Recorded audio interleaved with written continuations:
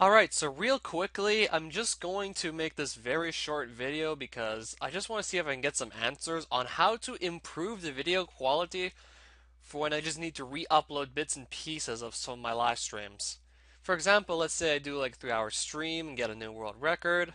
I'm only going to want to upload the world record separately to submit to speedrun.com, so I just need to figure out how to do that in such a way that it just preserves the quality of the video to like the best extent possible. For example, that's not what I want to show you first. I want to show you this one first. This was off of the original stream. This is the 2558 I got like about a week ago, off the original stream. I downloaded this like so.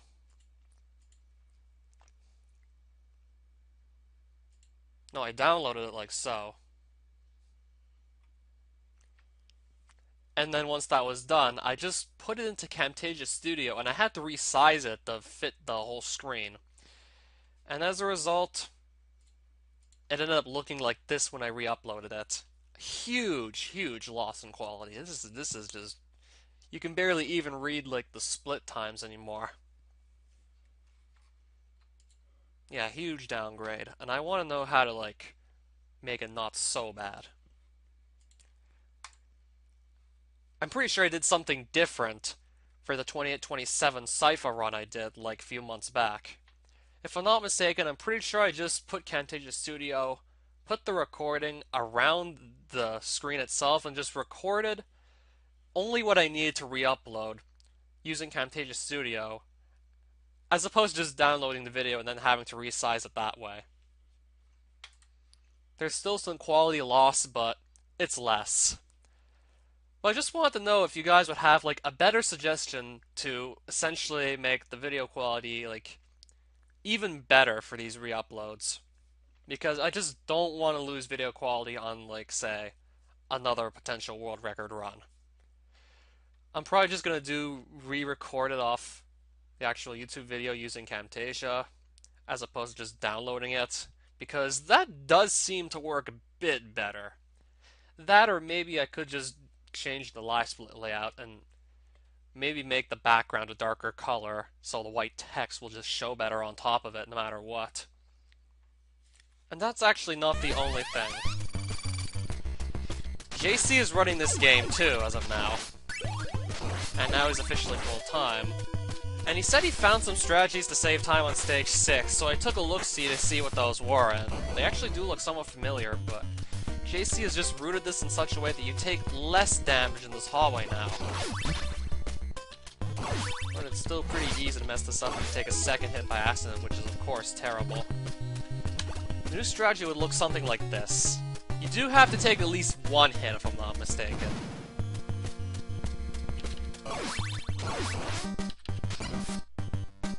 Actually, what he does is slightly different from that, but the idea is still more or less the same. You're conserving hearts, so you can skip the 2 big hearts in this room. But you will have to fly in between that rock and the knight there, which is much easier said than done. There's nothing I can seem to use on screen that makes that consistent. You also have to stop off here to grab this.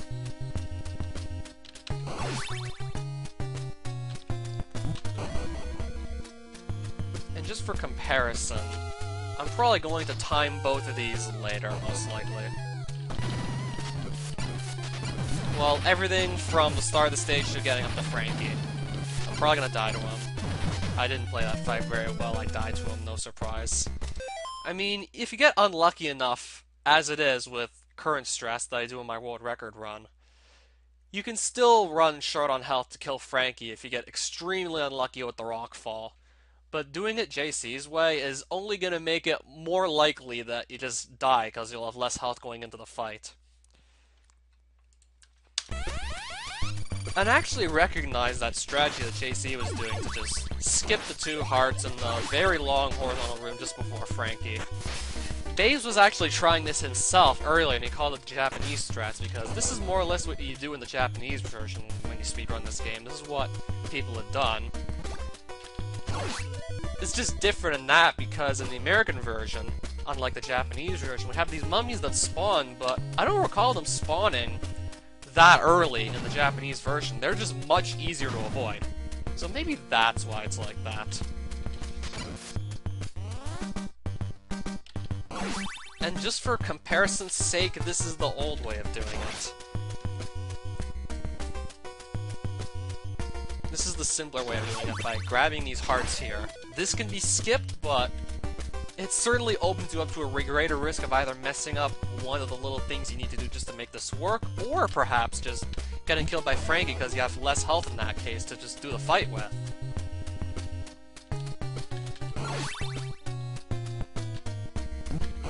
So now I'm down 6 bars of health, whereas with the other strats I was down 9 bars of health. You can grab the meat just before the fight. I'll show you where that is, just in case you're wondering. There is some meat you can go and grab, but that does cost you an additional second. But this is something I'm going to have to time just after this video is done, most likely, and I'll probably just talk about it more during my next live stream, and just how much faster it might be. And there's also something else that Piano Tori suggested that I think is going to help a lot during the death fight, if the theory is actually true. He suggested that whether or not you can do double hits with Alucard, whether or not hits stack, is actually based on your X position between you and the enemy. I don't see how it helps that much against moving targets, but in Death's case, he does the same movements every time. In an ideal case, you will kill him before he starts moving from the center of the screen. Because Death's first 2 movements... Okay, excuse me, let me just load that again. First, he spawns in this position, about here. Then he flies down like so. And then his second movement is to go up to the middle of the screen and just stay there for a bit. And then fly right and then start flying down as he's moving right. Sort of arc down to the bottom right corner. He will do these exact same moves every time. And what he does after that, I don't remember because he's supposed to die before he gets to that point. But the point is, within his first 2 moves to go down then back up, his X position never changes, so if Piano Torius is right about the distance between you and Death in terms of X position determines whether or not you double hit, this can be very useful, and it can just essentially come down to standing on the right pixel. And if it's true, standing on the same pixel will give you the same result every time. You just need to find the good results. So if he's correct, let's say if Piano Torius' theory is true, if I'm standing on this pixel every time I go to hit Death while he's in the middle of the screen, like the direct middle, I will get double hits in on him every time, and if I get the good size, as in the 2 sides at the bottom of the screen flying right, before I jump up to this block that I'm on right now with Alucard, if that's true, the good size will pretty much almost guarantee you get a first phase death kill.